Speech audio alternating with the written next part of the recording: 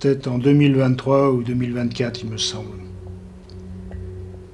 Les conditions écologiques et climatiques étaient désastreuses à l'époque. Cela ne faisait qu'empirer depuis une dizaine d'années déjà. Les pays essayaient tant bien que mal d'enrayer cette destruction de la planète sans grand succès. Certains pays entrés en dictature après la montée des extrêmes au pouvoir s'armaient. Des tensions avaient commencé à grandir entre certains États.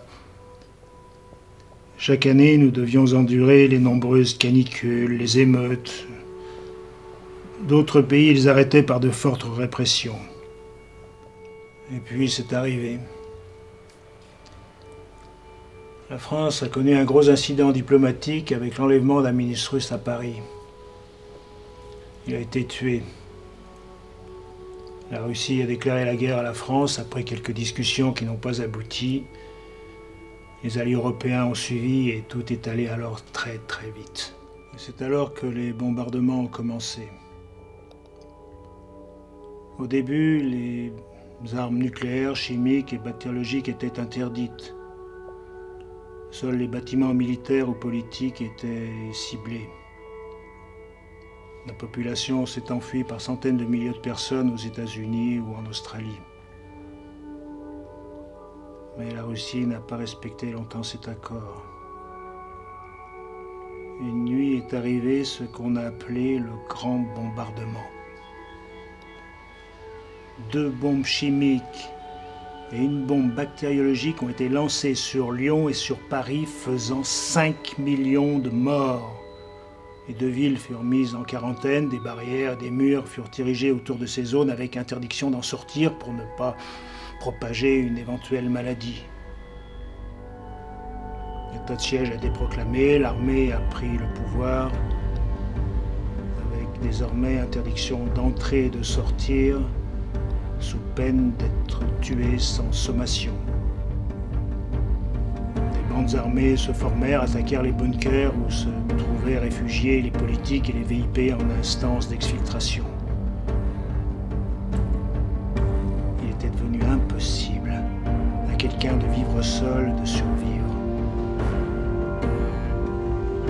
C'est alors que je me suis réveillé. La maison était en partie détruite. Mes parents n'étaient plus là. J'ai cru dehors et j'ai regardé le ciel.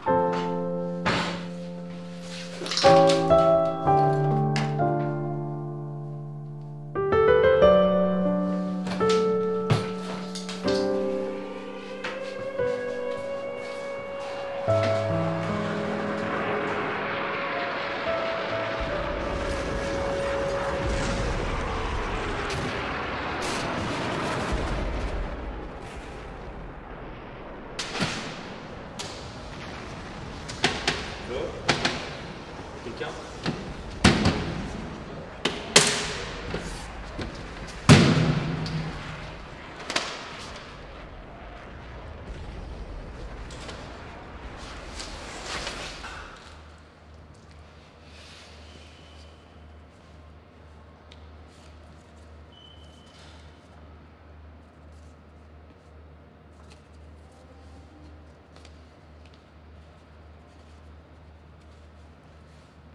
Attention, attention, le couvre-feu est désormais en vigueur. Toute personne présente dans les rues à partir de maintenant s'expose à de graves sanctions. Attention, attention, le couvre-feu est désormais en vigueur. Toute personne présente dans les rues à partir de maintenant s'expose à de graves sanctions. Attention, attention, le couvre-feu est désormais en vigueur. Toute personne présente dans les rues à partir de maintenant s'expose à de graves sanctions. Attention, attention, le couvre-feu est désormais en vigueur. Toute personne présente dans les rues à partir de maintenant s'expose à de graves sanctions.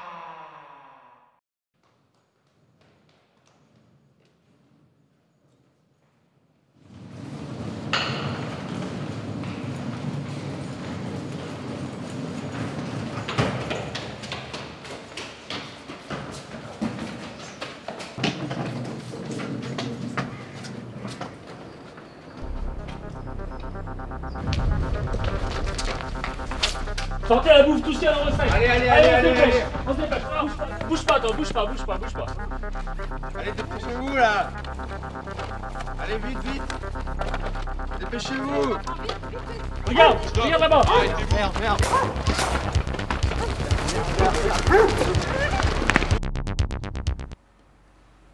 À ce moment-là, je ne savais plus quoi faire.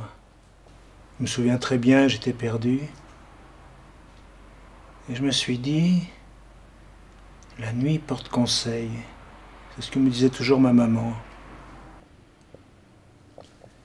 Et c'est ce qui s'est passé cette nuit-là. Je ne savais pas si mes parents m'avaient abandonné volontairement ou bien s'ils n'étaient simplement pas rentrés de leur soirée. Ce que je savais, c'était que j'étais seul et qu'il me fallait survivre. J'ai alors décidé d'aller dans la ville. Était-ce la bonne solution? Je ne sais pas, mais je m'étais dit que mes parents avaient peut-être rejoint mes grands-parents pour les prévenir, pour les rassurer. Je décidai donc de m'y rendre. J'avais été surpris d'avoir su aussi bien m'en sortir alors que je n'avais jamais été dans une situation de survie comme celle-ci jusqu'à maintenant. En une ou deux nuits, le monde était devenu violent. C'était terrifiant pour un enfant de mon âge.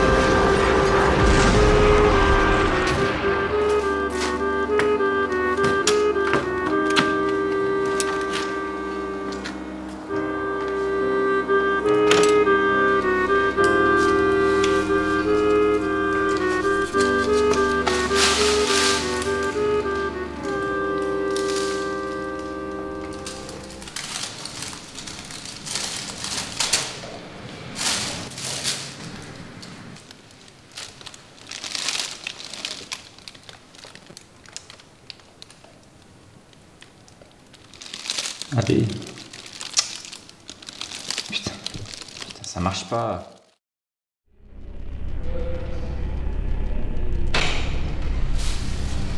T'es sûr qu'il y aura de la bouffe ici? Ouais, t'inquiète, le mec il va emporter tout le temps chez lui. Putain, y'a un mec!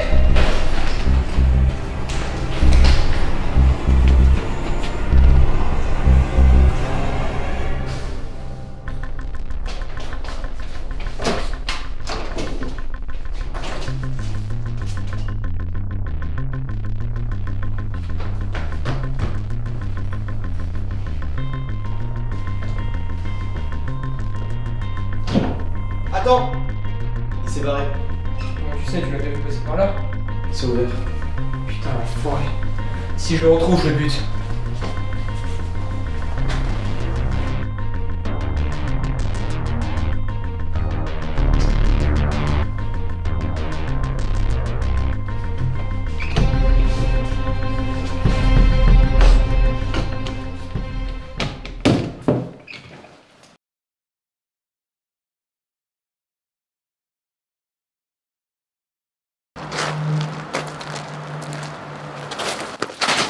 T'as de l'eau, de la bouffe ou pas?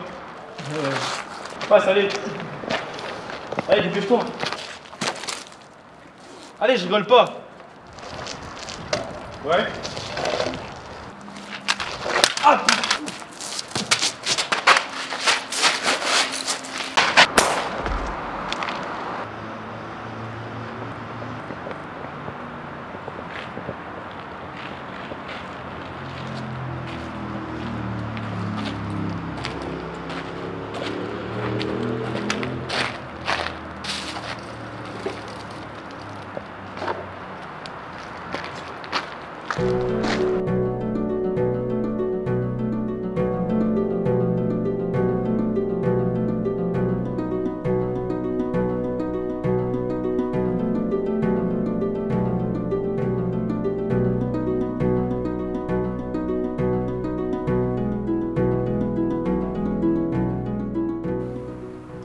À ce moment-là, je me suis demandé comment j'allais faire.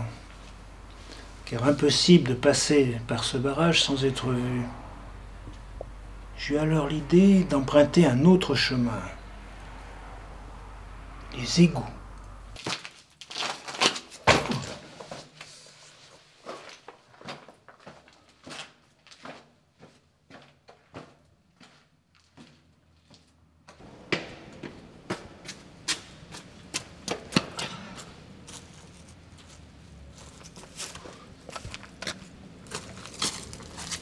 J'ai eu beaucoup de chance cette fois-ci.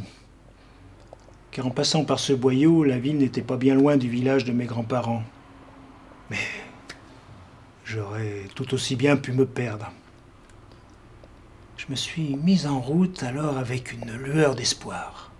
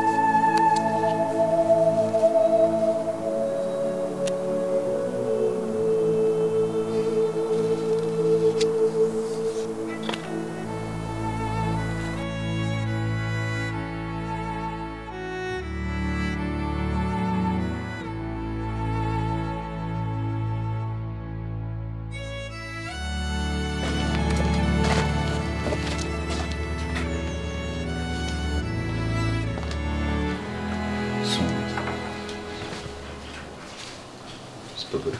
Non, c'est pas possible. Ils sont où là?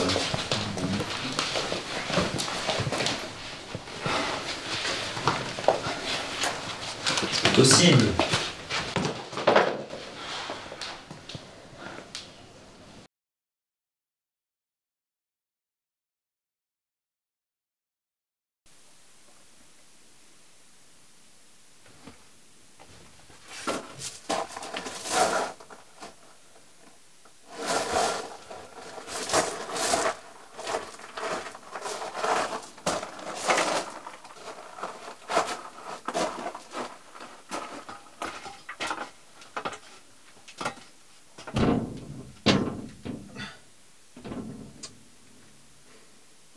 Y'a quelqu'un?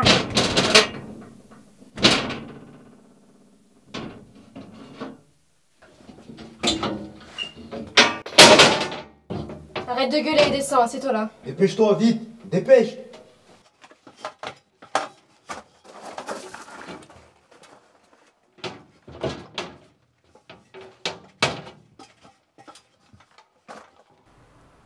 C'est à ce moment-là que j'ai compris que j'avais été capturé chez mes grands-parents. Je me suis toujours demandé pourquoi ils ne m'avaient pas laissé quelque part ou tué plutôt que de m'amener chez eux. Puis ils se sont présentés. Au début, j'étais terrifié. Je m'appelle Josh, je dirige un groupe de résistants et elle, c'est Lise, elle m'aide. Toi, t'es qui? Je m'appelle Gabin. Et qu'est-ce que tu fous ici? Bah, en fait, je cherche mes grands-parents. J'ai perdu toute ma famille après le bombardement.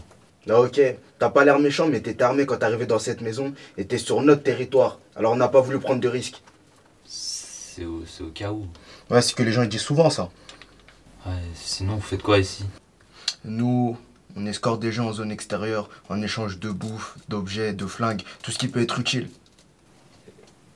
Et vous croyez que mes parents ils sont encore dehors? Non, ils doivent être morts, mon pote. Arrête Non. de les chercher, pense à survivre.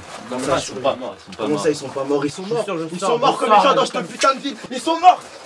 Allez, les viens, on se barre là. Ils sont pas morts. Cassez-vous.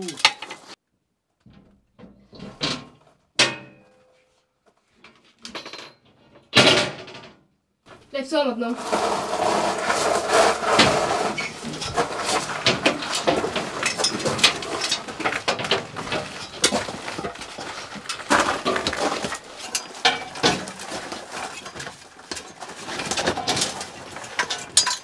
Oh, viens, tu viens avec nous. Dépêche.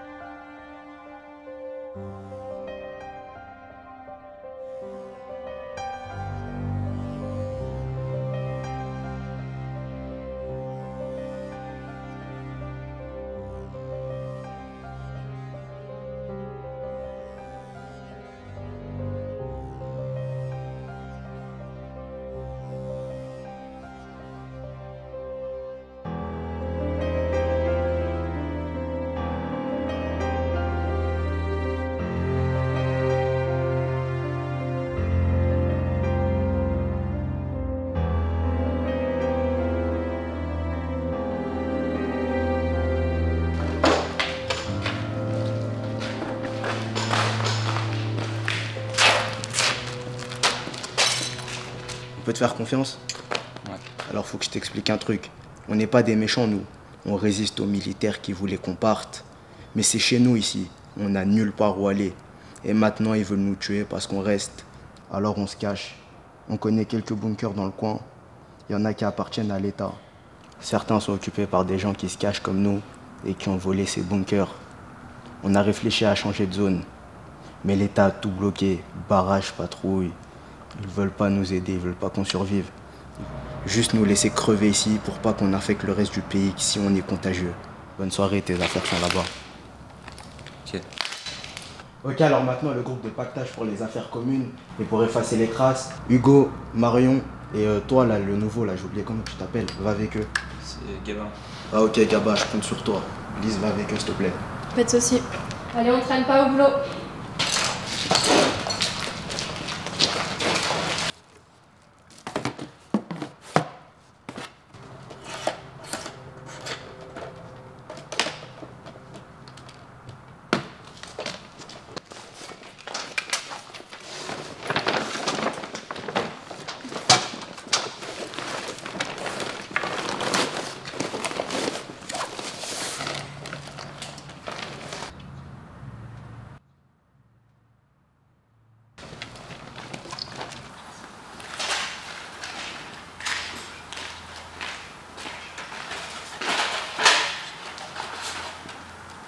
Marion et Lise, elles sont parties chasser, elles reviennent bientôt.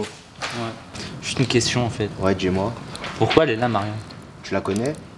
Ouais, elle était dans mon collège avant le bombardement. Bah écoute, elle est avec nous, mais elle parle plus trop. Ouais, bah, je comprends.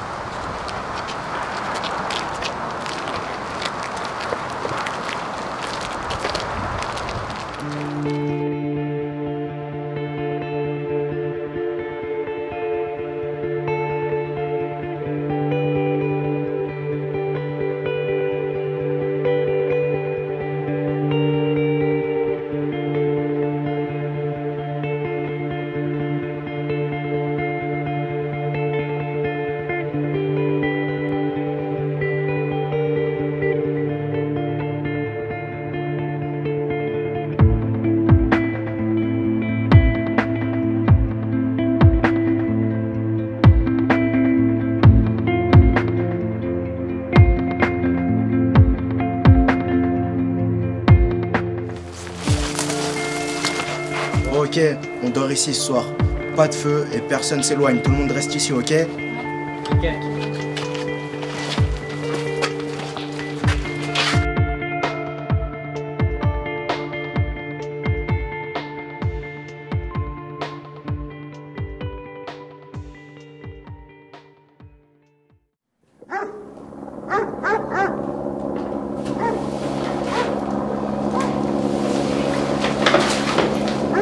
Dépêchez-vous! Je n'ose pas! Allez, dépêchez-vous! Allez! Vite! Allez! Allez! Dépêchez-vous, allez!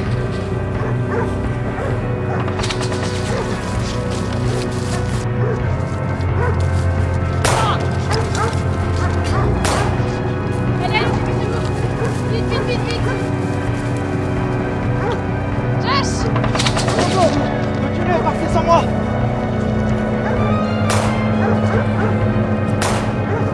Allez, courez! Mon dos! Relève-toi, allez! Je peux pas!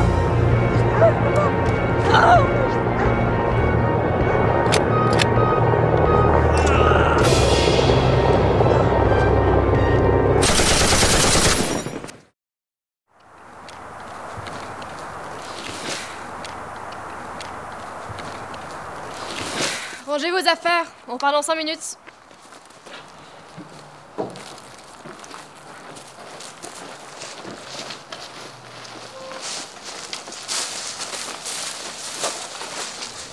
On pensait qu'on serait en sécurité en arrivant à destination. On pouvait déjà apercevoir le bunker à la fin de la journée. Mais au moment où on s'apprêtait à sortir de la forêt,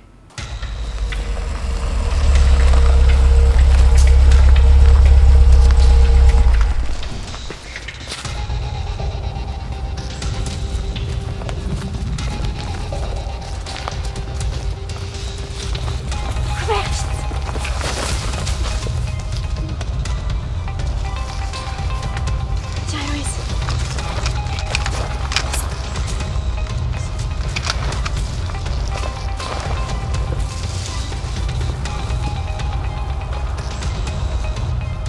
Bougez plus!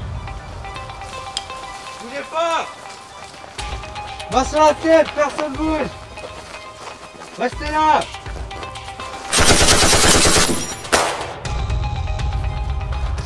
Reviens!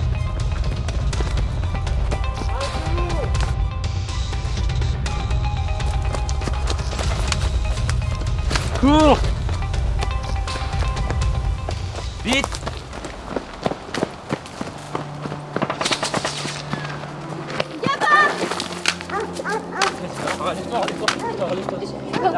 J'arrive pas, j'ai trop mal. J'y arrive pas. C'est fait, non. Non, me laisse pas, Gabin, je t'en supplie. Je t'en supplie, Gabin, me laisse pas. j'aurais pu la sauver. On aurait toute ma vie pour ça. Mais l'homme est comme ça. Il est lâche. Il préfère sauver sa peau plutôt que de sauver celle des autres. On dit que l'homme, il est bon par nature, mais je n'y crois pas. Pas après ce que j'ai fait. Maintenant que je vous ai raconté mon histoire, c'est à vous de devenir témoin de témoins. Quand j'étais petit, on nous racontait la Seconde Guerre mondiale. On nous disait « Ne faites jamais cela. » Maintenant, c'est à mon tour de vous mettre en garde. Faites que cela ne recommence jamais. Jamais, vous m'entendez? C'est votre responsabilité de prendre soin du monde et de nous. N'ignorez pas, agissez. Ne laissez pas recommencer une nouvelle guerre. Ne laissez pas l'humanité tomber dans la boucle de la destruction qui aspirait à nous détruire nous-mêmes. Les lecteurs d'Okapi seront ravis. Merci pour votre intervention. L'article paraîtra bientôt. Merci à vous tous d'être venus. Ça va, monsieur? Vous n'êtes pas trop fatigué? Ça s'est bien passé?